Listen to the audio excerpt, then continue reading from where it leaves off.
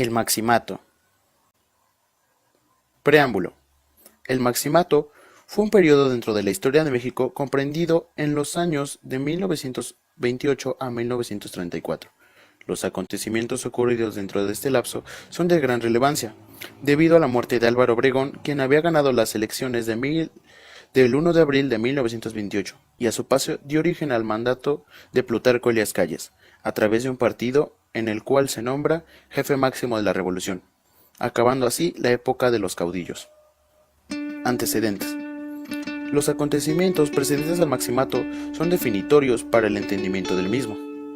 El fin de la Revolución Mexicana llevó a Álvaro Obregón como el gran ganador, lo que ocasionó que en 1924, cuando acabó su periodo presidencial, eligiera como sucesor al general Plutarco Elías Calles, mismo que en su mandato reactivó la economía mexicana y creó un sindicato obrero, pero cometió una gran falla al haber creado la Ley Calles en 1926, que controlaba y limitaba al culto católico. Posteriormente, este hecho daría inicio a la Guerra Cristera.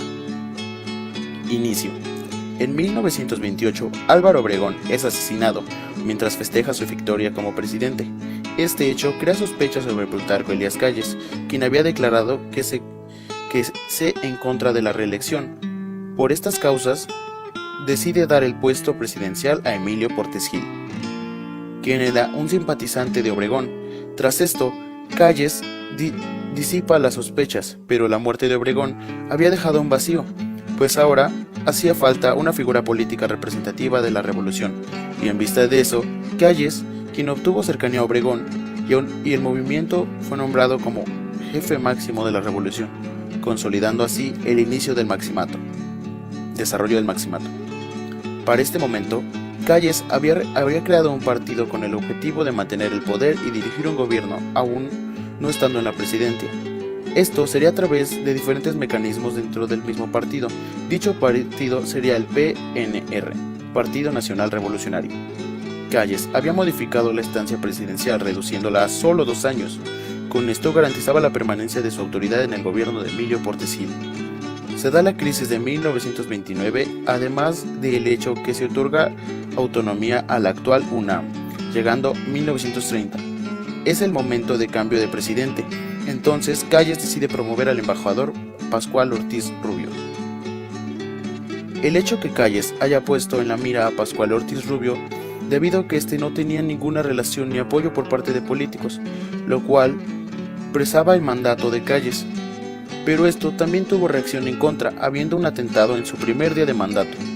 Uno de los principales sospechosos fue Emilio Portes Gil, puesto que se encontraba muy en contra de la decisión de Calles. Bajo este panorama, Calles decidió expulsar a Emilio Portes Gil del país, mostrando que ningún impedimento lo haría renunciar al poder. Durante el gobierno de Pascual Ortiz Rubio, cabe destacar una cosa, que es el establecimiento de la doctrina Estrada, base de la política exterior.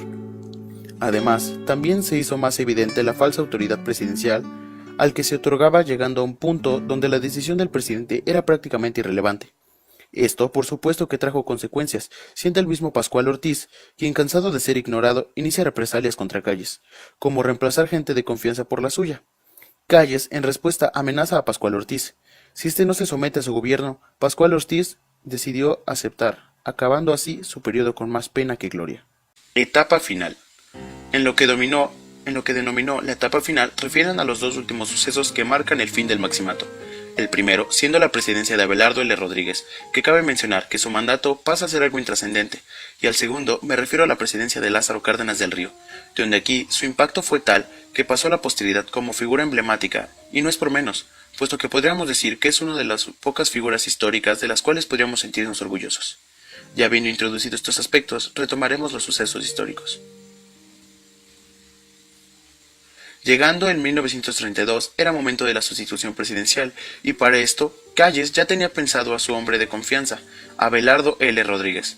Con esto se consolida la tríada de presidentes del Maximato. El gobierno de Abelardo L. Rodríguez, como antes había mencionado, no destaca en gran forma, y de hecho se puede solo resaltar 3 puntos importantes. El establecimiento del salario mínimo por entidad, la Fundación Nacional Financiera y el Banco Nacional Hipotecario. Con esto termino de mencionar. El gobierno de Abelardo L. Rodríguez para pasar al de Lázaro Cárdenas del Río. Lázaro Cárdenas, regresando al punto donde su nombre empieza a resonar, volvemos a la revolución, donde un joven Cárdenas siente el interés a la causa, al haber recibido el cometido de imprimir anuncios evolucionistas, iniciando como soldado, que al poco tiempo se volvió general de brigada, además de jefe de operaciones en Veracruz y Michoacán. Pero fue con el gobierno de Plutarco Elías Calles donde dio el paso a la política, puesto que Calles veía en él un hijo, por lo que instruyó e intentó que siguiera sus planes políticos. Con esto se encargó de impulsar su carrera, ganándole simpatía en todo el país, creando escuelas, repartiendo tierras e impulsando las asociaciones sindicales y democratizando de la universidad. Cuando el gobierno de Abelardo L. Rodríguez llegó a su fin, era el momento de que el discípulo Lázaro Cárdenas hiciera su aparición. Con el apoyo de Calles ganó las elecciones sin problema alguno, puesto que él seguía manteniendo las influencias políticas. Pero hubo un movimiento que no esperaba. Cárdenas decidió seguir su propio rumbo, que tenía más inclinación hacia la izquierda. Con esto, Calles sintió la inminente traición y peligro que afrontaba su posición. Pero el intentar quitar a Cárdenas era ya algo casi imposible, pues la fama que tenía con el pueblo le ofrecía una ventaja condicional. Aún así, en un intento de represalia, Calles publicó estar en contra del gobierno de Cárdenas, un movimiento que él mismo aprovecharía para expulsar a Plutarco Elías Calles. Con esto daría un total fin a la etapa del maximato, siendo algo irónico que el alumno superó al maestro. Puntos a remarcar: Lázaro Cárdenas fue el primer presidente en cumplir un sexenio de mandato. Durante el gobierno del mismo, el PNR se transforma en el PRM, para desmontar una de las últimas medidas para desmontar el aparato político creado por Plutarco Elías Calles. Llevó a cabo la reforma agraria, y como último punto, pero uno de los más importantes, fue la expropiación petrolera en 1938.